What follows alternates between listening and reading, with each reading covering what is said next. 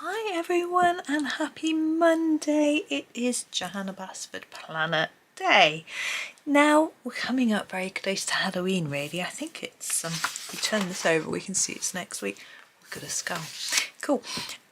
So we got this page, it's not very Halloweeny. Now it would be quite easy to do it as an autumnal looking tree, but I'm thinking I'm going to probably do quite a few autumnal style pictures in November, but not completely, not like I've done loads of Halloween stuff this month.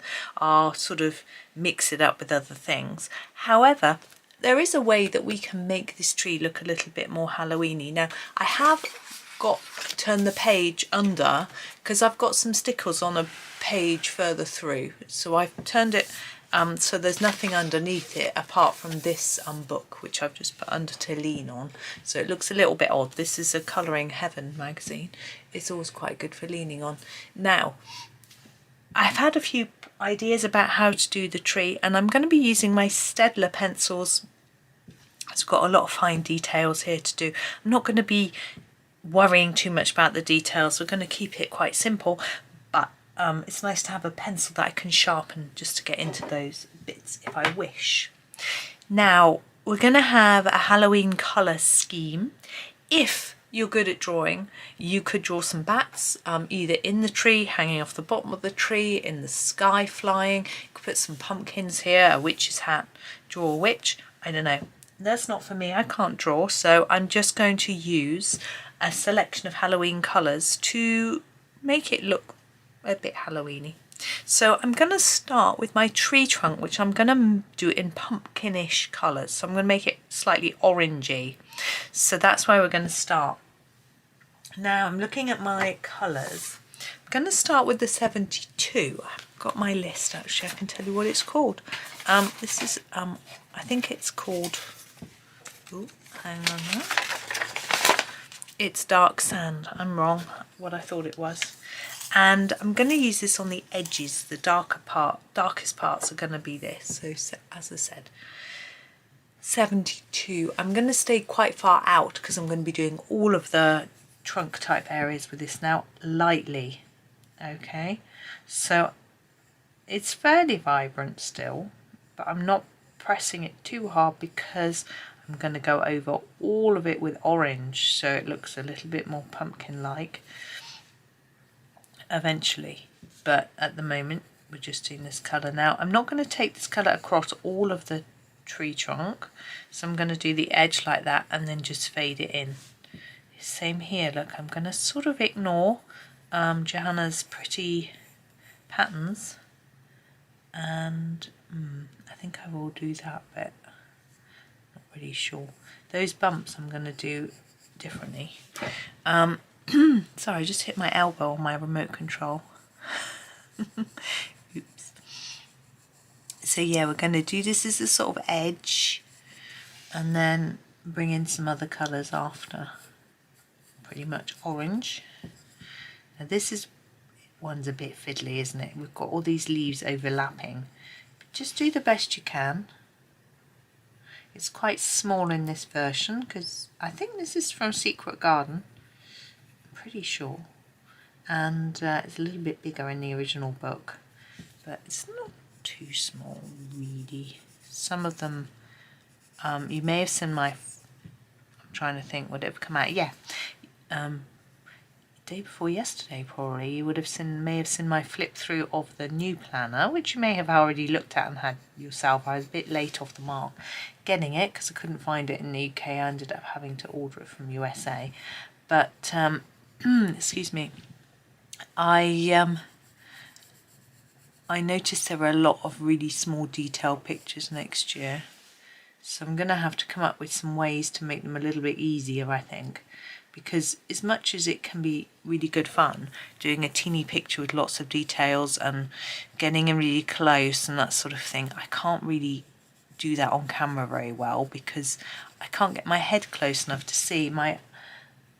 Although I've got bifocals, my magnifying part of my lens aren't brilliant. Now I've got some magnifying glasses that I've bought to help me, but I have been a bit slack in getting used to using them. And the problem is, as soon as you look up, you feel dizzy because it's not designed for magnifying distance things, which makes perfect sense. But what that means is that if I look up at the camera to see if the book's still in shot or how things look from a different sort of viewpoint, then I can't see what I'm doing. I feel quite funny. So I haven't really got used to using them yet, and I really should, because they are very good. But I think also I was told last time I had my eyes tested that because of my age, my eyes are sort of changing quite a bit, in that I've always been short-sighted, which means that I've never been able to see distance very well.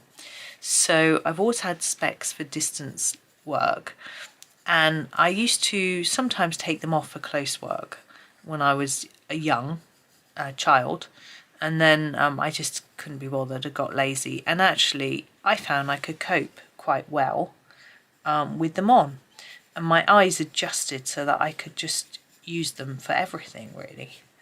But as I got a bit older, so maybe about 10 years ago, I started getting this really weird thing where my eyes would almost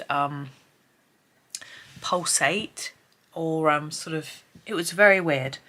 And when I went from looking close to long distance, and my optician told me it was old age. Thank you. And my eyes weren't properly adjusting quickly enough to going from long distance to short distance, so I needed to sort of remove my specs when I was doing close-up stuff, which was fine, or just give my eyes a little bit of time to adjust. So I did that, and that was all okay. And then excuse me, but now I've got a bit older, my close sight is starting to deteriorate as well. So I've now got what they call varifocal lenses, so they a sort of magnify close-up and long distance in different parts of my lens, which it took a long time to get used to, I have to say, but I'm used to it now. But apparently at my age, what can happen is you can become less short-sighted and more long-sighted, meaning that while I've always struggled to see distances, and that's just become worse and worse through my life, it's likely that now, I'm going to switch colours, that might actually start to improve a little bit, but my close-up distance is going to get worse. Oh my goodness.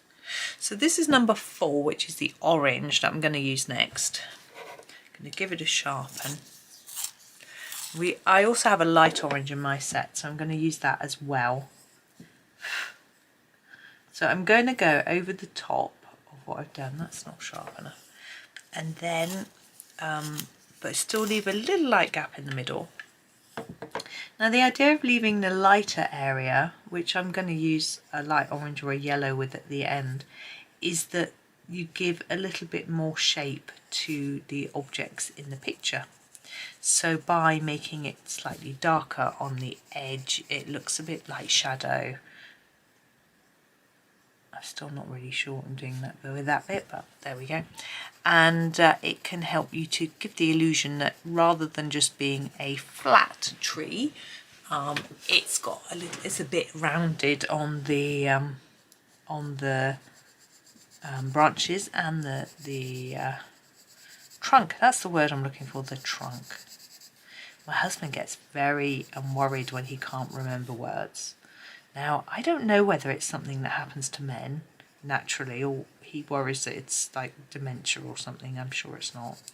But of course, with women, when they go through the menopause, which is happening to me at the minute, they get brain fog. So I blame it on that. So when I can't think of a word, I was trying to think of an actor's name the other day. He's in the current series of Strictly. He's not an actor actually, he's a newsreader. In the current series of Strictly, and I couldn't think of his Christian name. And his Christian name is actually Krishnan. So I kept thinking, what's his name, what's his name? And had I said to myself, what's his Christian name, it might have just come into my head. I could think of his surname, but not his Christian name. And my husband said, I'm not going to tell you, I'm going to let you think about it. And I said, I don't mind, it's not bothered me, I don't really care. I'm not thinking about it, I'm getting on with something else. But so yeah, I don't know whether testing our memory in that way is useful for our brains or not. I don't really know. My son likes giving me quizzes though. He's on it's very orange, this tree, isn't it? Anyway, it doesn't matter. I think that's a vine. I'm gonna not colour that one. He goes on to YouTube. There's someone he follows on YouTube. I'm just colouring this bit right in, and there's no space for another colour. And I should do that on the smaller branches where they're too thin, like this one. Just gonna fill it in. So it'll be like, oh, what's the top five most popular sports, he'll say, and I'll be going, And I don't know how it's measured. Now, some of them are someone's opinion. I mean, that's no use. It doesn't, But some of them are actually researched questions. There's a lot of sports ones, actually. I don't know which YouTuber it is, because I really ought to credit them, but I don't know who it was. He didn't actually tell me. So, but the top sports are quite a few American ones. So I think it was basketball and ice hockey. I know Canada play ice hockey too a lot. We don't play very much at all in this country. We don't have many ice rinks. It's not a thing that... I think our nearest... we've got one that's about an hour away, maybe. Yeah, don't really... There used to be one. My gran used to ice skate. Not like loads, she wasn't, but there was an ice rink in the town she grew up in Cheltenham, if any of you know the area. Behind the town hall in Cheltenham, there is now a garden, and it was called the Winter Gardens, and there was a building, and it was an ice rink. So I gather, I don't know whether it was a permanent fixture or Christmas thing. I think probably permanent. I don't know how she afforded it. She came from quite a poor family, but maybe they saved up and just went very occasionally or something. Because she, I don't remember her talking loads about her upbringing, but she had to go straight into work as soon as she was old enough, I think 14. And she used to go and care for people, as a sort of... carer, and she also worked. She worked in a kitchen, not as a chef, as like washing up and things like that. She did all sorts of jobs. And as she got older, because her husband became very crippled with arthritis, and so she had to work. I'm just seeing if I've missed any. What I quite like about the Halloween feel on this page was that the flowers have all got black centres, which I think is quite good. And we've got this big black hole here in the tree. So we've already got a bit of a black going on. I mean, we don't want really... you could do the sky black, but then you'd lose these branches. If you want to do a sky, I don't know if I'm going to do one. I don't think I am. I've got my light orange now, 42, and I'm going to finish it. And so it'll go over everything. I'm only going over these edge bits because I may have missed a bit, and it will just intensify the colour a bit. So she had to go out and earn and do all sorts of jobs. I can't remember what I was saying. What was I saying? I don't know. But... and there was 3 children, but when she was growing up she had lots of siblings, and a couple of her brothers were in the war, and one of them lived with her after he had PTSD, which back then you didn't really, I think they knew, but they didn't really know much about it, so he couldn't live alone, he just struggled, and he lived with them. And I think my dad remembers him living with them. I wonder if his sisters had left home, because his sisters both left home really young. They married young and left home young, whereas he was I think there was almost a 10-year age gap between him and his 2 sisters. But yeah, my gran had a big old family, I think. I didn't really know many of them though. So So, but like my mum did too. She's one of 12. So, yeah, it's just a thing in those days. Although my in-laws not such big families, and they're a bit older. My father-in-law had one sister, and my mother-in-law had one brother. It's much smaller, but she was adopted, as was her brother. So, oh look, I've missed a bit there. I'm going to use the darker orange to just do that bit, and then I'll go back over it with the lighter orange. Yeah, so her and her brother were adopted, but they didn't have the same blood parents. Is that the right word? Birth parents is probably the right word, but that was okay. They stayed fairly close, as close as you can when you live a long way away from each other. I mean, I think he lives. He still lives near London. So quite far away from where she lived. And father-in-law still lives. But anyway, I find families very interesting. I think having lots of children was something that poorer families did, and I don't really know why. I mean, I know there might have been the thing that not all the children might have survived, but like my mum's family, there were 14 babies and 12 survived. That's a lot. Still rather a lot. So I don't know. But it wasn't religion. Some people were like, well, were they Catholics? No. They just wanted lots of children. But they came from big families, both of them. My mum's parents, as far as I'm aware. So that may have been something to do with it. Although her brothers and sisters and her didn't have lots of children. Maybe it was just the fashion. Do you know what I mean? I don't know. So there's our pumpkin tree trunk. Looks quite garish, doesn't it?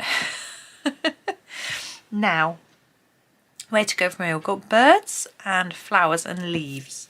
Now, I'm going to grab the black and finish the flower centres actually, because that's nice and easy.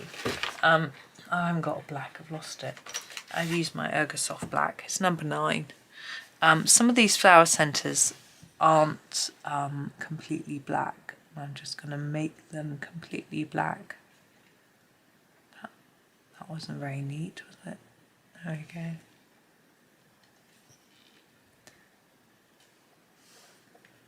I often tease my boys and go, would you like a baby? Should I have a baby? I can't have a baby now, it's too late. They'll be like, no. Sure. They know I'm teasing them. It's funny. I don't even know if they want children, to be honest. I don't think men have the same thoughts about it as women somehow. They don't have that sort of natural instinctive-y thing going on, I guess. I don't know, but not all women do either. Now, I was going to do these little bits at the bottom in black as well. I thought that they might, I don't know what they are. I'm just going to colour them in. I'm going to try and make them a bit darker around the edge and lighter in the middle for no reason, and it's not working anyway. I think let's just block them in. Whoops. I don't even know what they are. I think there's like some sort of fungus or you know, mushrooms, something like that. I mean, they're the wrong size, but or are they just something from Johanna's imagination that she never even thought of what they would be? She just thought was pretty to fill in a bit of space. Who knows? Yeah, my sister has always wanted more children than she's got. You know, she would just keep having loads. I think I'm going to fill that bit in as well. So she's got 4 and she just loves children. She wants more. She's not going to have any more. But, you know, flower. Now, I think I'm going to do the flowers in a nice violet. It's number 6. I'm just going to find it. There we go. Violet number 6. Now I'm looking at them. I'm going to start down here. This one is really tiny, so I'm just going to block it in, and I'm wondering whether to do that with all of them to help them to stand out. Really, I'm not sure, because these are quite small. I went to a art exhibition at the weekend. It was at there's a place near us that's got an art shop and artist studios, and they were basically the artists. Some of them were opening up their studios, so you could go and have a look and buy things. And I saw the most absolutely amazing. Now normally I don't go and look at other people's art, I just do my own, and I look at other people's I'm just trying to work out what to do with this. I think I'm going to make it a little bit darker around here, look, and then fade it towards the edge. And then look at other colourists' work rather than just general art, because, you know. But I fancied a walk, and my husband was like, should we walk down there? It's about a 10-minute walk, 15-minute walk. And we walk along the canal, we can have a little walk together. And then he says, I won't be too long looking at the art. But I was like, oh, okay, I'll come for a walk, and I'll just, you know, browse the art shop and stuff. And I was the one that got really carried away looking at the art, and there was this absolutely amazing picture of a whale, and we bought a card of it. He'd done sort of prints, and but the colours in the card were just not didn't look like the colours in the picture, and it's on his website as well, and it just does not look. I don't know whether there was lighting in his studio that just made it look amazing, or whether the original is just so much better. And it is basically a whale painted in oil. I'm lying, painted in ink, so it had a translucency about it which was so pretty, and the colours he'd used were green, but bluey greens with some brown in and some blues in, and it was just, oh, the colour. It wasn't so much the subject matter and what was going on in the picture, which I couldn't quite figure out because there's a person inside the whale. Hang about. Here you go. Now sorry, it's in plastic, so it's going to reflect. If I get close, you can see there's a person here, but there's like white pen work here, but the colour on this card makes it look quite dark blue, but it didn't. It looked really sort of greeny coloured and just so vibrant and beautiful, compared to this colour, which doesn't look anything like it, I don't think.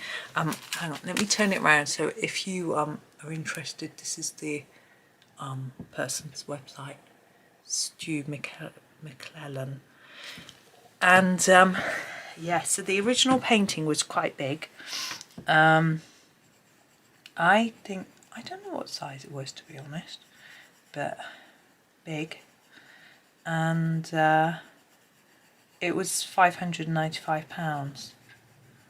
And my husband said, I'll buy it for you if you like. I was like, wow. But I don't know.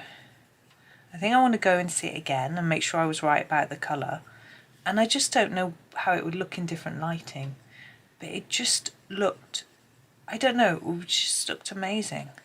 The original, just so much more than that picture there. The picture on that card just looks darker, and just not, the colours don't jump off the page in the same way. But I was like, wow. But I also, he wasn't actually there, the artist, in his studio. And I went and chatted to someone else who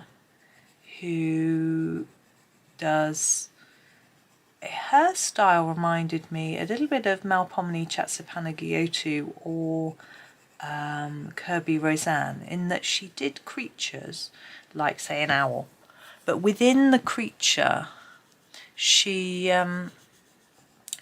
drew objects.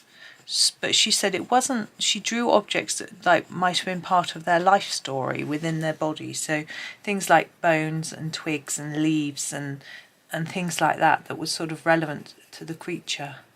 And they were very interesting. I don't have I'll show you what we got from her. Hang on. Well, this is her sort of style. Whoops, you can see it's sort of black and white type things, and her Instagram Fern Cottage Studio.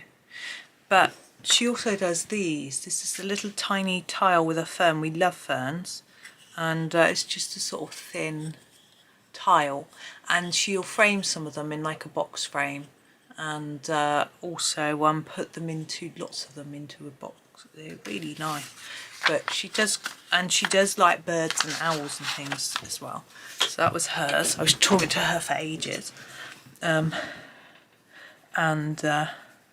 yeah, followed her on Instagram. She followed me back, and yeah. And then last night I was talking to my neighbour, who's also an artist, who I don't have her, or I don't know if I've got her stuff with me.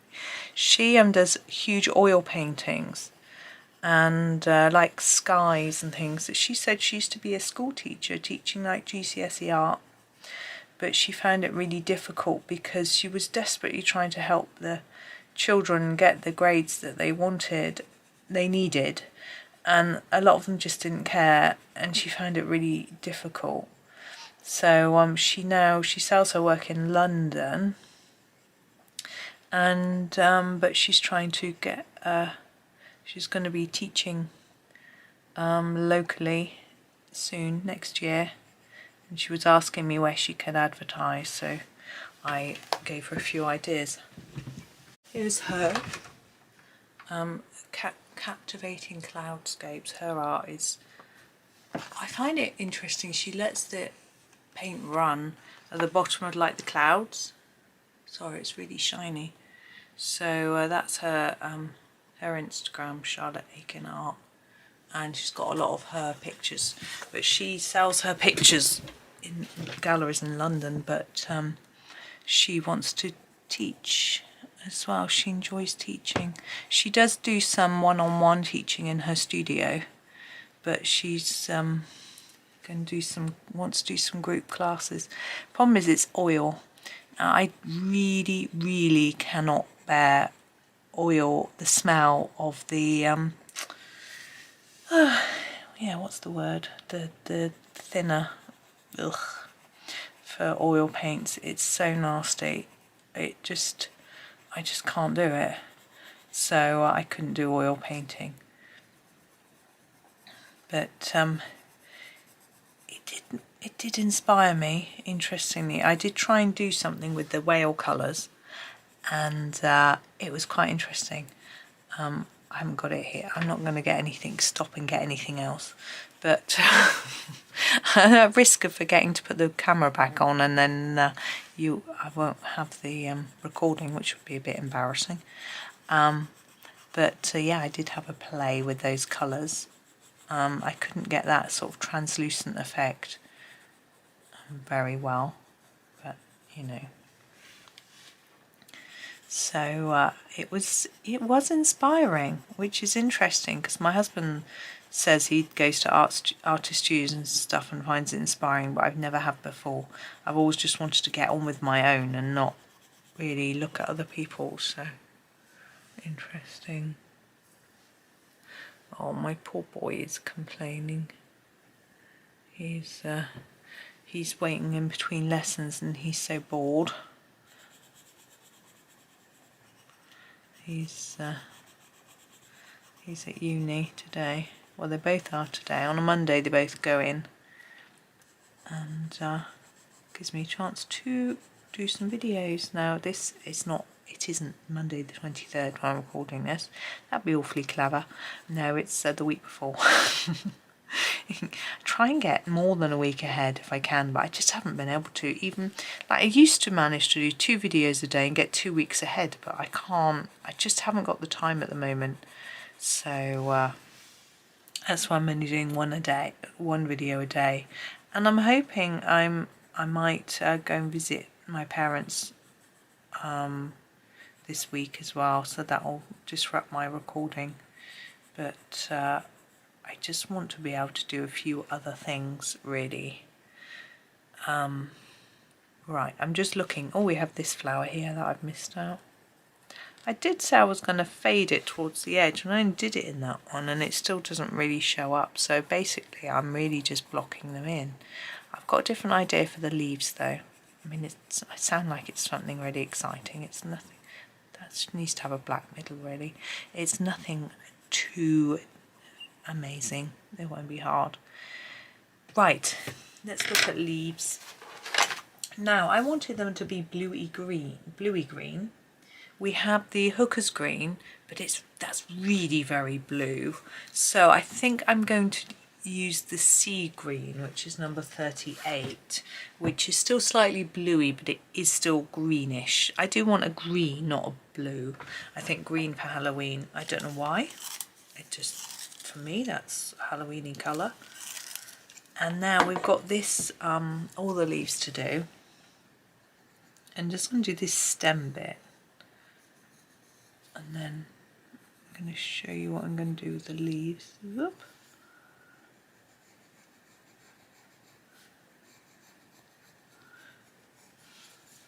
Now these are quite small. See, what I was going to do is fade it towards the middle and make a bit of a shine line. I don't know how easy it's going to be when they're this little. I'm going to give it a go, see what happens. Yeah, as I say, it is Monday, but it's the week before this, so it's the 16th. And it's early afternoon. I was looking at the news a bit, which I try not to do very much.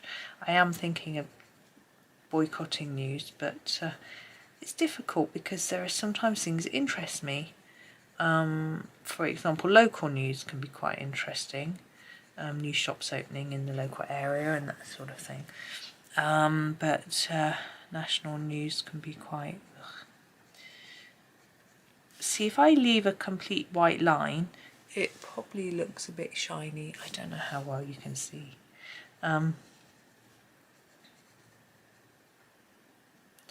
But I was reading about Madonna's tour, which interested me, being an 80s music fan, although I wasn't a huge Madonna fan. I did like her music, but I didn't like idolise her or buy her music or anything, you know. So that was quite interesting. And I think that's about it today. That was any good, really. Some election stuff, talking about the UK election, people wanting one in the spring. But in the UK, for those of you who don't know, we have to have an election. I think it's every 4 years, or is it 5 years? I can't remember now. So you have to, but it is possible to call one early. The government can decide they want one a bit early, and governments have done that before because maybe they think they could win a few more seats in Parliament and have a bit more power, that sort of thing. We've had quite a few of those lately, and some more successful than others for the current government. But yeah, people don't... I think what happens is the government tends to call one when they think they can do well, and I'm not sure they're doing terribly well in the polls at the moment. So it's tricky. I mean, my kids are going to be voting for the first time, and they sort of say, you know, it'd be really interesting to see a different party in government, because we just don't know what it would be like, because we haven't ever experienced it. And I think that's interesting. I don't know if that's the best reason for voting for one or the other, but that's fine. I don't really want to massively influence their first vote. I know when I had my first vote, I voted the same as my parents. But I probably would have done that anyway. But I want to make sure they get hold of... I said to them, you know, we need to read the manifestos of the parties to find out what they're standing for. And we need to find out what our local representatives are going to be standing for as well. And then we can make an informed decision as to who to vote for. My husband always says to me, oh, who are we voting for? I'm like, am I telling you who to vote for? So I always save him all the leaflets and things. With elections, we tend to get leaflets through the door from various parties. We've been getting a few local ones lately. We've got a local election coming up in May. We have sort of local councils, so local councillors, but often it's always the same ones that win. Or you just don't get anyone contesting the seat, so there isn't one, you know. But it's always tricky, because often this bit here is a continuation of this bit here, I think. Often you find that they just tell you what's wrong with what's going on if they're not in power, but they don't tell you what they're going to do to fix it. Or if they are in power, they just say, well, if you vote for the other party, you'll end up with this, this and this, with no evidence for what they're saying. And it just makes the decision really, really difficult. And then if you read their manifesto, if it's a general election, you don't get that with a local one. You don't know how much they're going to be able to achieve from it anyway, because it's all based on assuming everything's okay in the world, sort of thing. But if things change in the world as a whole, we don't, as a country, sometimes have to change our sort of policies on things, or it affects our economy and things like that. So it's really difficult, I think. It's really, really hard decision. But particularly in our town, where it's always very close between the two main parties. So I think that might be this. I'm not sure. So it's quite an important vote, because, you know, a few votes can make a difference. I mean, not one, but hundreds can sometimes be only hundreds of votes in it, which isn't really that many. And I used to always feel guilty, because people say, well, women fought for the vote, so you should vote. And I thought, actually, if you don't know who or what you're voting for, or there isn't a decent candidate, should you vote still, just because you are being told you should? It's a difficult argument, that one. And also, I think it's actually men. I know this is very unfeminist of me, but unwealthy men, I don't know what the word is, poor, I don't know, took much, much longer to get the vote than women when they started asking for it. Because it used to just be the wealthy landowners that could vote, nobody else was allowed to. And the men who didn't own land tried to get the vote for a really, really long time, like 100 years. But obviously women weren't getting the vote either, but then they weren't asking for it, and perhaps that doesn't justify it, because maybe they just thought it wasn't worth the bother, or they did try and ask and they were quietened down so quickly that it's not been documented in history or something. I don't know enough about it really, but you know, maybe we should all vote. I know in some countries you have to. I think it's Australia. I was told that if you don't vote, you get fined, but I don't know if that's right. It seems a bit like, how can they enforce that? And surely you could just spoil your paper anyway. So I don't know. Anyway, it's a really hard decision, I think. For some people it's not. For some people, they know exactly what they believe in, what they want to vote for, and they just go for it. But for me, I struggle always, because I think, am I voting for my local representative?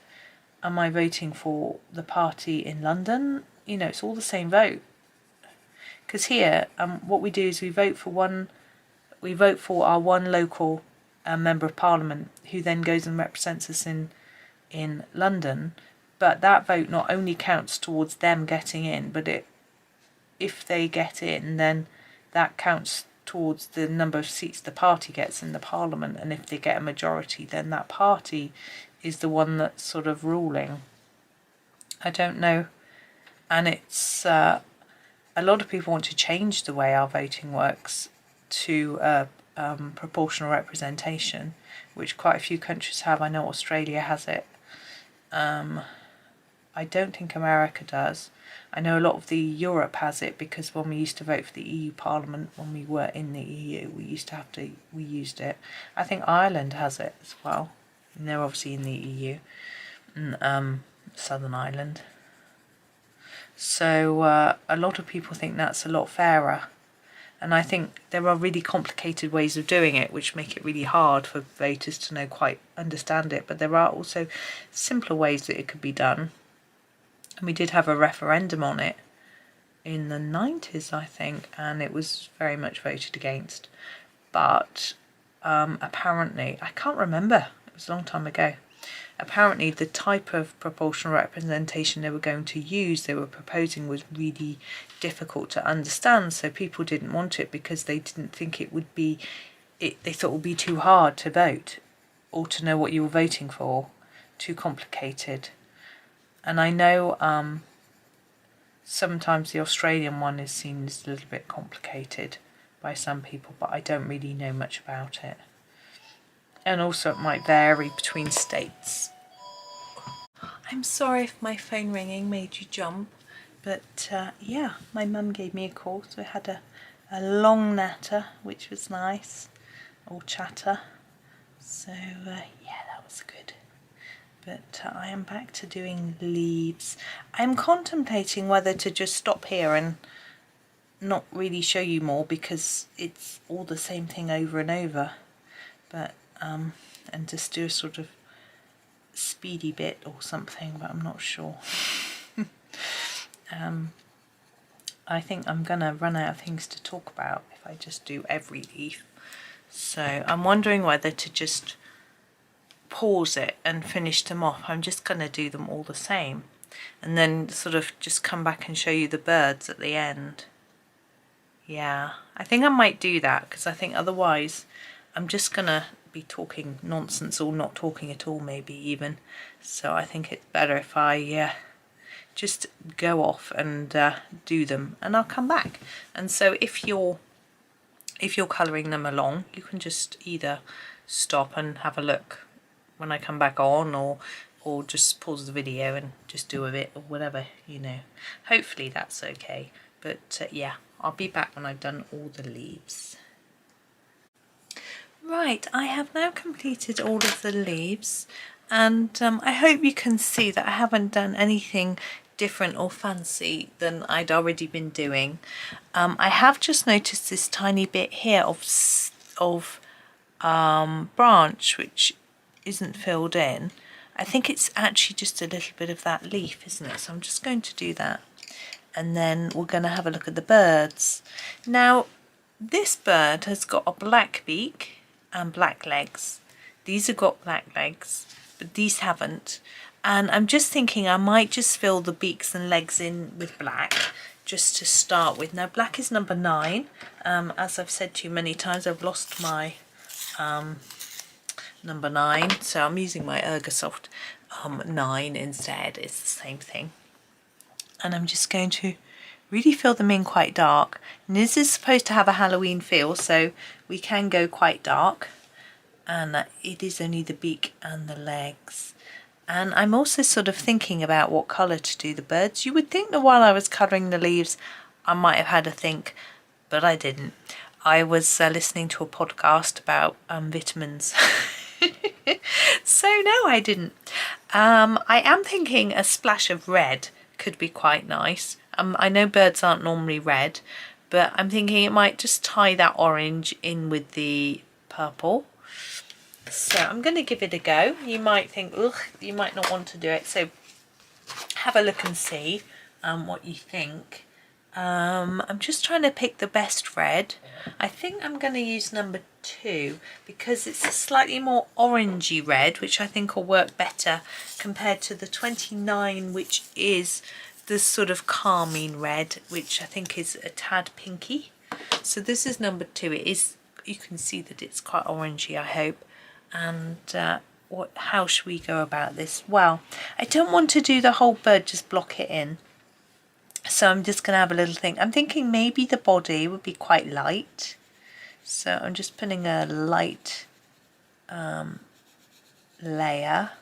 And then maybe the wings and tail a little bit darker. I want enough just to colour it a little bit.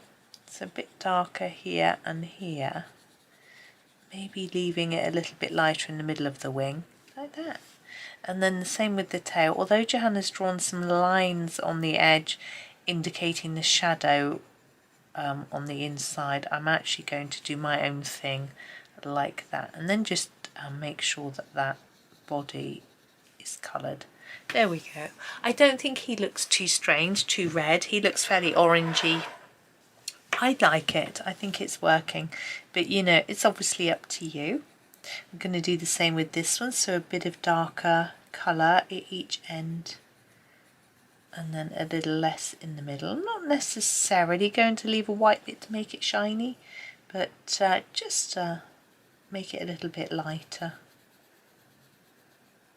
And then we'll do the head and tummy of this one and make the wing a little darker like we did before. And we've got one on the other side that is identical. This is a symmetrical picture, so we're going to do it in the same way. I always find if I've got items that I want to do make look the same, it's best to do them straight away, one straight after the other, or else I might forget what I did, or write it down. You know, I mean, you may be brilliant and be able to remember, but I can't. So I try and just do one then the other. Okay, these two, I'm going to do this one first because he's hidden over there. I can't see all of him. So it's a bit of a pity really that this doesn't quite line up in the centre of the page. But I guess if they'd shrunk it any more, it would have been really teeny tiny. But they could have just, I suppose, and if they'd shifted it over, they could have had two birds without any heads. I'm never quite sure how they would decide. What I'd quite like to see in a planner is some of Johanna Basford's really small designs. You know, like her ticket page, or the little birds in circles, the 4 birds per page from Worlds of Wonder, things like that. Blown up bigger, rather than making things smaller, which tends to be done in this planner. I'd quite like to see things bigger, but people may not agree. But I just think it would be a little bit easier to colour than them being shrunk. But yeah. Okay, so I think we've coloured all the elements. I'm just checking. Now what you could do now if you wanted is to grab some sparkly pens and add some glitter. I'm not going to do that. I'm going to grab a white pen though, and I'm just going to add some white on our flowers. I think it will just lift a little. So this is my white Posca, and just around the middles, and maybe even in the middle, just some dots, and I think it just adds a pretty touch to them all. I know we spent a long time colouring them in black, and now we're going over them with white dots, but I think it's worth it. The white dots wouldn't show up if there wasn't any black underneath. You can do more if you want to along the edges, along the petals as well, but I think just a bit in the middle should be enough. But I shall have a look in a minute. Now with regards to a background, I'm not going to do one. You could do some grey pastel for a sort of misty look, or as I said before, you could go in with a black pen, but I think you'd lose a lot of the branches. Yeah, and you could just do something really different and trace or draw like a whole pumpkin wallpaper design or witches' hats or something, and then colour them faintly in the background or in black and white. Gosh, that would be hard, wouldn't it? Ambitious. I'm just gonna leave it. I've got plenty of difficult ideas, but I'm gonna leave it really easy and just stop there. So thank you for watching. I hope you have a super day and a super week if you don't tune in for the rest of the week, but I do hope you do. I have got other Halloween-y things to show you, something very, very cute for tomorrow, and other things that I haven't decided on yet. So hopefully there'll be something that you'll enjoy. But yeah, thank you for watching. Please do subscribe, like, and maybe drop a comment as well. It's always really appreciated. Thank you so much. Have a super day and happy colouring.